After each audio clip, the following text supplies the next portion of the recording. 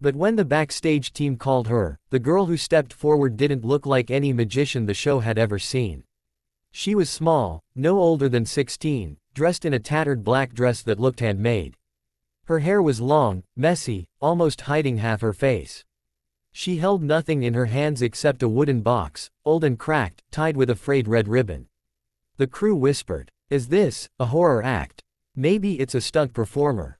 Why is she alone? No guardian." But Arya didn't look at anyone. She kept her eyes on the floor while waiting for her turn. Her fingers rested gently on the old wooden box, as if it were the only thing in the world that belonged to her.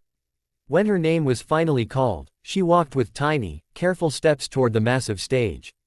The lights dimmed. Thousands of audience members murmured, some giggling nervously at her eerie presence. Judge Mira, known for her soft heart, leaned forward. "Hello, sweetheart," she said gently. "Can you tell us your name?" Arya lifted her face. Her eyes were extraordinary, deep, hollow, and full of something like sadness trapped inside the darkness. "My name is Arya," she whispered. "And what will you be doing for us today?" asked Judge Leon. Arya looked at her wooden box. "I will show you the last magic my mother taught me." A chill rushed across the room. The words were soft, but haunting. The audience fell completely silent. The music faded. The spotlight dimmed until Arya was almost swallowed in darkness. She placed the wooden box on a stool center stage. "This box," she said quietly, "holds a memory." Her hands shook, just slightly, as she untied the red ribbon. The moment the lid lifted, the lights across the stage flickered violently. The audience jumped, even the judges gasped. A cold breeze swept through the theater. Then Arya raised her hand gently. From inside the box, a thin black smoke slithered out, curling upward like a living shadow. It twisted into a shape, a face. A woman's face. Eyes closed. Peaceful. "Is that her mother?" someone whispered in the audience. But then the face twisted into something monstrous, glowing eyes, sharp teeth, causing screams from the front row. Judge Leon pushed himself back in fear. Arya didn't flinch. "My mother taught me that fear," she whispered, "is just love that has lost its way." The shadow face dissolved into mist, floating across the judge's table, brushing like icy fingers against Judge Mira's cheek. Mira trembled. Arya closed her fist. The smoke snapped back into the box like a rope being yanked. The lid slammed shut by itself. The audience erupted, half terrified, half in awe. But Judge Mira wasn't looking at the box. She was looking at Arya's trembling hand. "Arya," said Judge Leon, clearing his throat. "Is this safe?" Arya nodded. "I practiced it, many times." Her voice broke on the last word. She lifted the wooden box again, but this time she held it close to her chest, like something precious. She knelt, slowly, as if the weight of memories was heavier than the box itself. "My mother used to tell me," she said softly, "that magic is not about tricks. It's about truth. Pain is the deepest magic of all, because it shows what we've survived." She opened the box again. This time, instead of smoke, it released whispers, faint, fragile, heartbreaking whispers that spread across the theater. "Arya, you're brave. Don't be afraid of the world." The audience froze. Judge Mira instantly covered her mouth, eyes filling with tears. Arya looked at the box, her lips trembling.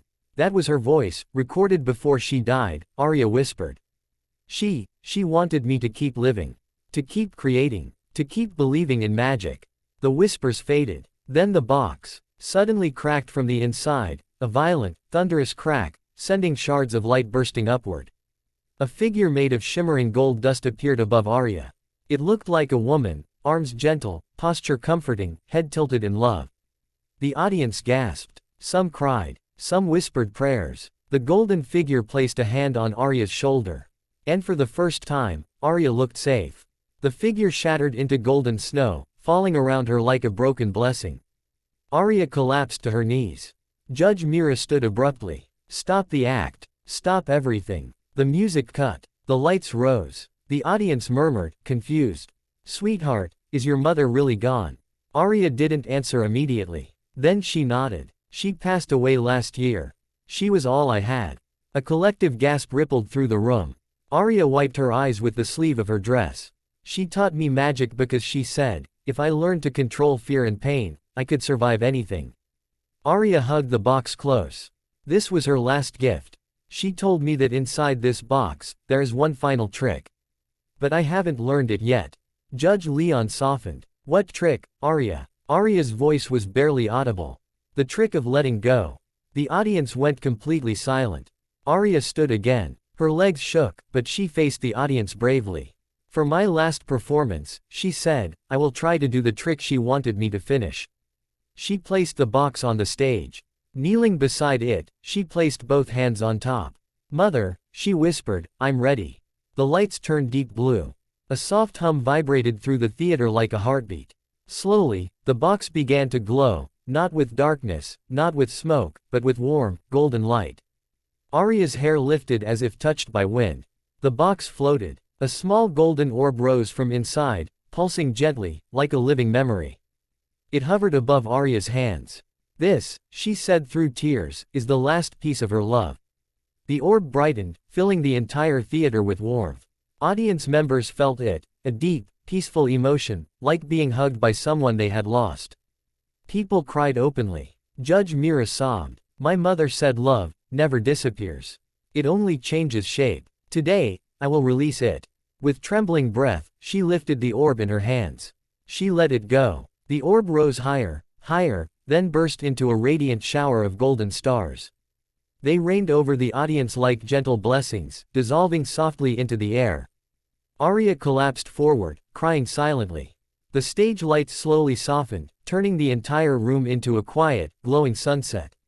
The audience rose in a standing ovation, not screaming, but clapping gently, respectfully, with tears streaming down their faces. Judge Leon wiped his eyes. I have seen magic for 20 years, he said. But I have never seen someone turn grief into beauty the way you just did. Judge Mira came down from her seat, walked onto the stage, and knelt beside Arya. Without hesitation, she hugged her. You're not alone anymore, Arya, she whispered. We're all here. We all saw your heart. Arya clung to her, shaking. The crew rushed in with blankets. The audience stayed standing. Judge Mira raised the microphone. My vote is a yes. But more than that, I want you to know that your mother would be so proud. Judge Leon smiled warmly. 1,000 times yes. Judge Onyx slammed the golden buzzer. A golden storm exploded from the ceiling, raining sparkles over Arya. She gasped, covering her face as streamers fell around her like magical snow. Arya smiled. A small, fragile smile. But real. Backstage, producers and crew members hugged her. Contestants came to congratulate her. Strangers handed her water and tissues. Arya kept her wooden box close, though now it was empty. But she didn't hold it like something broken. She held it like something complete. One of the producers gently asked, "What will you do now?" Arya looked toward the stage where she had released her mother's last memory. I think, she said softly, I'll learn to create my own magic now. The producer smiled. Will you come back for the next round? Arya nodded. Yes. Not to scare, not to mourn, but to show the world that love is the strongest magic. She walked away with light in her eyes, the same light the golden orb had carried. Arya didn't just win Asia's Got Talent. She became a global symbol of resilience. Her performances in the finals were breathtaking, magic illusions of transformation, hope, healing, and rebirth. She used her talent to speak about grief, about fear, and most importantly, about love's ability to survive anything. She opened a small school for children dealing with loss, teaching them gentle magic techniques to express emotions. You don't have to hide your pain, she told them. You can turn it into light. People across the world shared her story, the girl who entered a stage with darkness and walked out with a universe of stars. Years later, on the anniversary of her mother's passing, Arya returned to an empty theater, the same one where she had first auditioned. She placed the same wooden box on the center of the stage. It was still cracked, still tied with the same red ribbon. Thank you for giving me magic. I'll keep making you proud.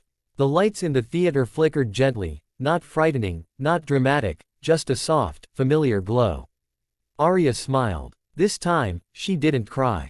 She stood tall, walked off the stage, and left the empty box behind. Because the magic wasn't inside it anymore. It was inside her.